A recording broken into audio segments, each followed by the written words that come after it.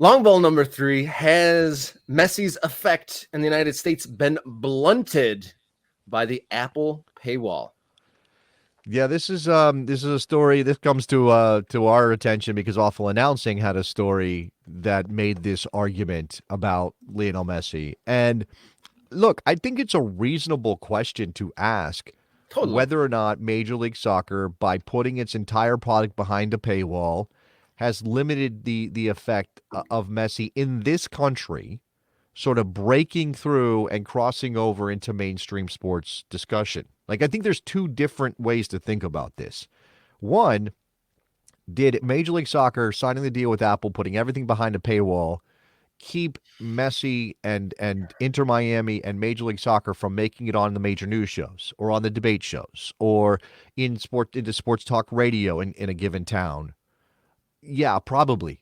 I think probably. I don't know how to prove that empirically, but probably that has been a big limiting factor in whether or not people like Colin Cowherd are talking more about Major League Soccer, or people like Shannon Sharp are talking more about Major League Soccer, right? First of all, those Colin Cowherd does have some soccer chops. I'll give him credit for that. But lots of those other shows and those other personalities, the people who drive sports conversation in our country, they don't give a crap about soccer, and they never really have.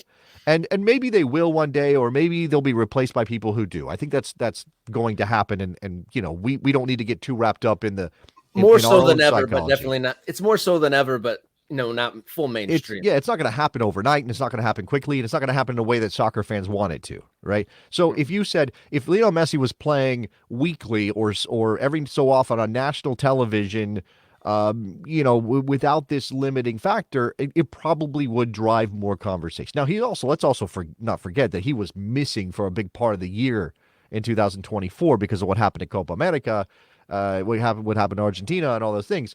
I think though that if you think about it globally, if you go beyond the borders of the United States of America and you talk about different markets, it is undeniable that Messi to Major League Soccer has been massive for the league. And anybody who has traveled outside of the United States since Messi arrived in Miami can speak to it firsthand.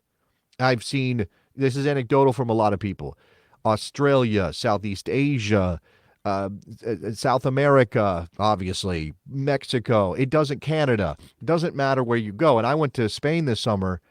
Those pink jerseys are every freaking where. They are everywhere. People recognize that Lionel Messi is playing in America, and whether it's because the pink is fashionable or just because Messi has that kind of power, and it's probably both, his reach around the world has not been impacted at all by moving to Major League Soccer and moving to Inter Miami. And you can say, I mean, if the argument is Major League Soccer has a self-inflicted wound domestically around this, I can see that. But if it is balanced out or perhaps even overcome by the worldwide element of this, because remember, this Apple deal is not just in the United States.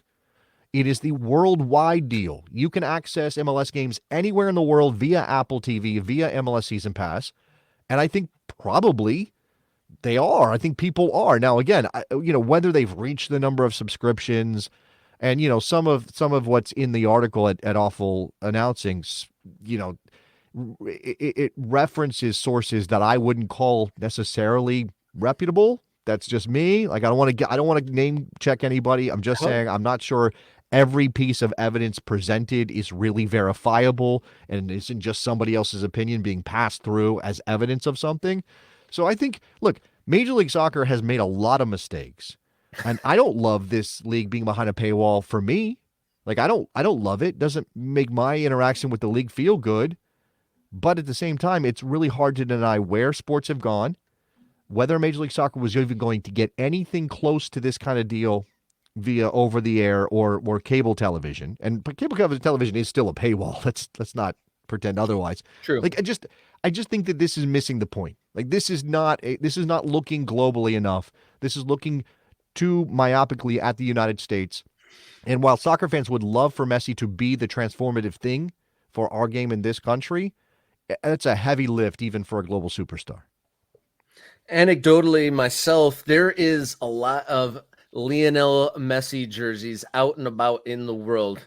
Dropping the kids off at school, I see multiple. I don't even bat an eye when I see No, no. an Inter Miami jersey, and I'm in the upper Midwest. I can't imagine what it is, down in Florida. And correct me if I'm wrong, isn't Inter Miami now the most followed social media club, something like that? So I mean, obviously, he has shown that. MLS didn't damper his brand in any way, and No, he's brought a no. whole lot of eyeballs to it in the country. And I bet there's a lot of people out there that, say the global reach that are learning about, just various MLS franchises just because they see the highlights of an Inter Miami game. They probably might even be someone across the planet's introduction to the Columbus Crew, for example. Yeah, I mean, I think part of this is, and I am of I'm a certain age, right? And the way I consume sports is not the same way that people 20 years younger than me consume sports. And that's not to say that you shouldn't also cater to people who do sit down and watch an entire soccer game, or would if it was more readily available to them. But it is to say that, younger consumers of sports, they just do it different. And Lionel Messi scoring a goal and that clip going viral, and then 10-year-olds running around in full Inter Miami kits, that is a win for Major League Soccer, and it's really hard to see it any other way for me. I mean, anecdotally, again, I knew this was big when I saw a kid, probably 7, 8 years old, in full Inter Miami gear here in Northern Virginia at a church service. I was like, whoa, that's what we're doing. Because he obviously begged his parents, I have to wear this. And they just did. All right, you know how parents do. Like, okay, whatever. Wear whatever you want. I'm not fighting with you. We got to get out the door. We got to get to the church. So What do you call it? Like an Argentine tuxedo? There you go. I like that. South Florida tuxedo, something like that. Yeah, absolutely. Just side note, Messi's Argentina drew last night 1-1 with Venezuela, with the quote coming, Messi blaming a muddy pitch for an ugly draw, I guess. Yeah, Venezuela, not an easy place to play because of the conditions and stuff. Obviously, that's not one of the better teams in CONMEBOL, generally speaking. Are we going to talk some CONMEBOL qualifying? Do we want to mix that in here just a little bit before we move on? Because not only was there that draw, but Bolivia. You see what happened with Bolivia? I mean, what happened with Bolivia?